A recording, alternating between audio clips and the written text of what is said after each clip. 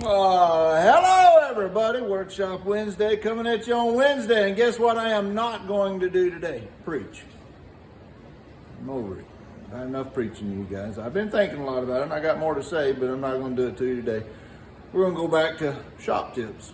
I think I've done this before. I know I've covered portions of it, but I don't know if I've specifically gone directly to the belts and the belt sander and just the different types of belts there are and how to use them. I know I've talked about how to use them before, but I had a question a couple weeks ago. Hey, can you talk about belts? And I said, yeah, I've already done one, and I'm not sure it's there. So anyhow, we're going to talk about belts again, and if this is old news to you guys, well, you don't have to watch. Here we go. So here's my belt rack. I just got them hanging on the wall. There's several different ways to go about it. You can just hang hooks off the wall, but that's how I have mine set up. I basically use, as a bit and spur maker, since I'm not working with a hardened metal, then I can have a 50 grit paper.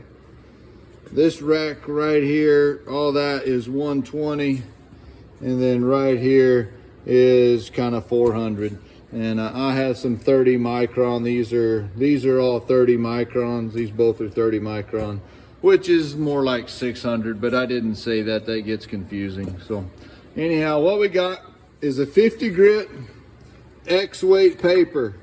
X means it's stiff. Now, this is probably not actually X weight paper. It is YF paper.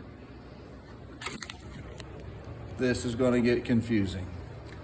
So I'm apologizing to start out with, and I'm going to explain to you why I call the papers. But when I first started ordering papers, I started with Klingspor abrasive.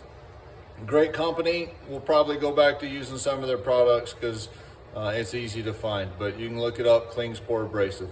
The ones that I'm showing you here, they're all going to be 3M belts, 3M products.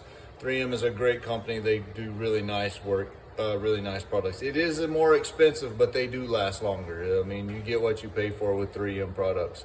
But their belts are kind of confusing on the paperweights. So back to my Klingspor, they had X, they had J, and they had J Flex. X, which is this guy, something similar to this, it's stiff, it doesn't bend. That works great when we're running a belt like this, where it got a hard back on it, it's not bending. This is an X-weight paper, it lasts longer. Here's another example. We got the platen on the flat.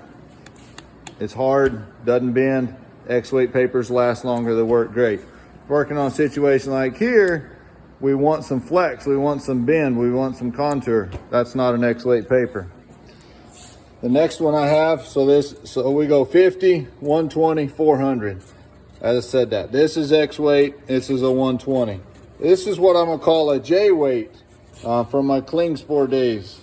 See how it bends a little bit. That's when I'm wanting to do some contours and bend it around curves and different things. That works really good. Sometimes you don't, that creates a little durability. It's going to last longer. So I use the J weight when I want to do big curves and different things like that.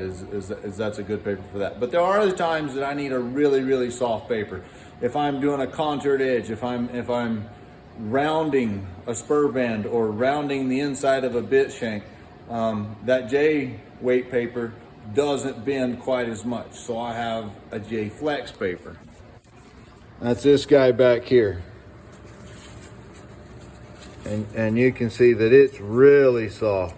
It really bends around and fits your contours and goes at it.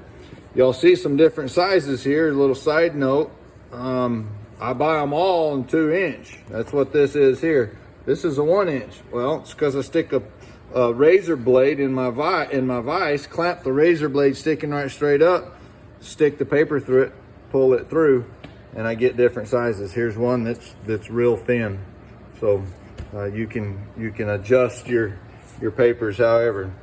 So in the 120, I got an X, I got a J, and I got a J Flex.